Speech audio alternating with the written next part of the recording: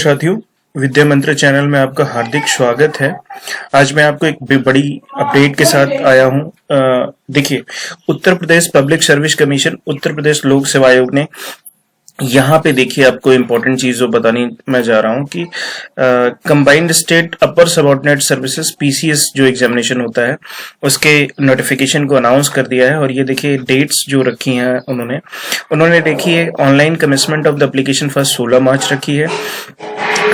Last date जो रखी है एग्जामिनेशन फीस ऑनलाइन जमा करने की वो 12 अप्रैल रखी है और सबमिशन ऑफ ऑनलाइन एप्लीकेशन 16 अप्रैल रखा है। ठीक है, एग्जामिनेशन फीस के बारे में अगर मैं बात करूं तो ये जो हमारे schedule caste and schedule tribe है उनके लिए 65 रुपीज रखी है और हैंडीकैप के लिए ये 25 रखी है एंड एक्स सर्विसमैन के लिए 65 रखी है और dependent of the freedom fighters according to their original category. ठीक है, यहाँ पे मैं आपको एक चीज बता दूं, ये तो रही एग्जामिनेशन फीस की बात। ठीक है, और अगर मैं बात करूं तो ये जो नोटिफिकेशन उन्होंने आउट किया है उसमें डिफरेंट नोटिफिकेशंस के बारे में बात किया है। नंबर ऑफ वैकेंसीज के बारे में बात किया है तो number of vacancies for the combined PCS examination is about 250। अभी इन्होंने ये बोला है कि 250 वैकेंसीज होंगी और मोटे मोटे तौर पे ये बोला है कि बढ़ और घट सकती हैं। ठीक है, और अगर मैं बात करूं कि इंक्लूडेड ये 4600 ग्रेड पे और एक्सेप्ट नायब तहसीलदार जिसकी ग्रेड पे 4200 है to 15,600 to 5,400 grade pay different vacancies निकली हैं। अगर मैं बात करूं पोस्ट की तो पोस्ट में यहाँ पे क्या है, पोस्ट में देखिए कौन कौन सी पोस्ट हैं। यहाँ पे देखिए, यहाँ पे ये पोस्ट है डिप्टी कलेक्टर जिनको हम एसडीएम बोलते हैं, DSP, BDO, assistant regional transport officer ARTO, assistant commissioner commercial tax, district commandant head home guard, treasury officers, cane inspector, assistant sugar commissioner, okay, district cane officer, agriculture services group B, superintendent jail, manager credit small industries, manager marketing economy survey small industry, executive officer grade assistant नगर आयुक्ता, district basic education officer जिसको हम लोग बोलते हैं DO, associate DIS, okay, assistant labour commissioner, senior lecturer diet, assistant commissioner industry, statistical officer AAO, commercial tax officer, district minority welfare officer, district food marketing officer, executive officers, नायब तहसीलदार और district पंचायती राज। ऐसे बहुत सारी वैकेंसीज जो group B की post होती हैं वहां पे निकली हुई हैं। ठीक है, तो देखिए अनरिजर्व कैटेगरी के लिए जो फीस रखी गई है वो कितनी रखी गई है, वो रखी गई है 125। ठीक है, तो ओबीसी और अनरिजर्व के लिए ये फीस है 125, बहुत ज्यादा फीस नहीं है, नॉमिनल सी फीस है।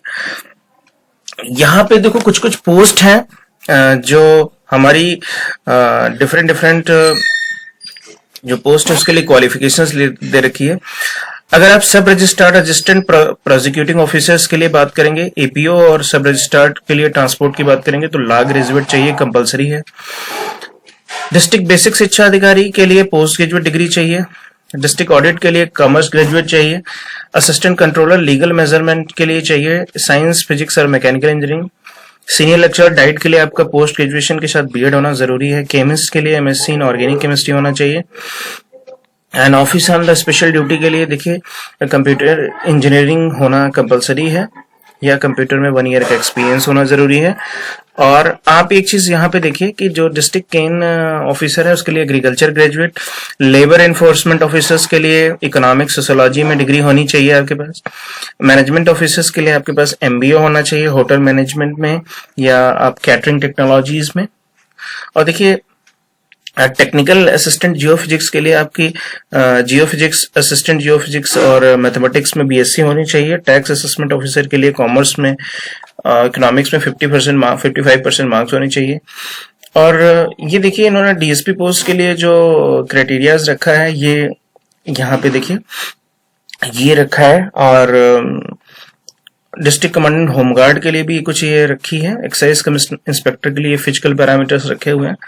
तो ये आप अच्छे से डिटेल में पढ़ लीजिएगा। और आपको एक चीज मैं यहाँ पे बता दूं कि जो आपका एग्जामिनेशन होगा वो उसके लिए बहुत सारे, अगर आप डिफरेंट रिजर्वेशन के बेनिफिट्स लेना चाहते हैं तो इस फॉर्मेट में आप अपने फॉर्म को कंप्लीट करा लीजिएगा। देखिए मैं आपको एक चीज बताऊं कि जो ये प्लान ऑफ एग्जामिनेशन होता है इनका, कि जो एग्जामिनेशन होता है पहले प्रिलिमिनरी एग्जामिनेशन होता है, ठीक है, और प्रिलिमिनरी के बाद आपका मेन एग्जामिनेशन होता है, ठीक है।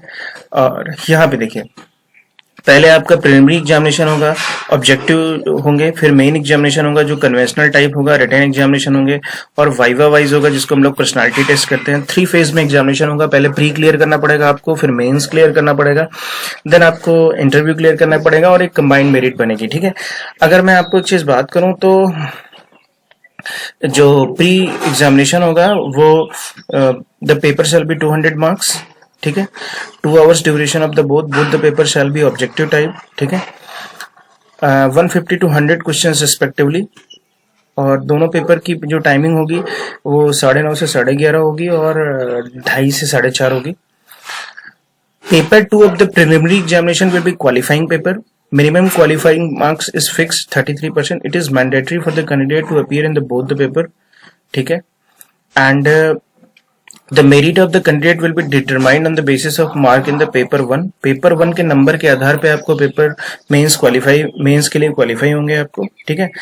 अब अगर मैं मेंस की बात करूं, मेंस एग्जामिनेशंस की बात करूं, तो यहाँ पे आप देखिए मेन एग्जामिनेशन की बात करता हूं तो यहाँ पे देखिए आपके कंपलसरी सब्जेक्ट जो हैं, ठीक है, ये 150 मार्क्स का आपका हिंदी का पेपर होगा, 150 मार्क्स के एसए का पेपर होगा, general studies first paper 200 marks, studies second paper 200 marks, third paper 200 marks, general studies fourth paper 200 marks, ठीक है। और ये आपके ऑप्शनल सब्जेक्ट हैं, इनमें से आप कोई एक ऑप्शनल सब्जेक्ट चूज कर सकते हैं, ठीक है।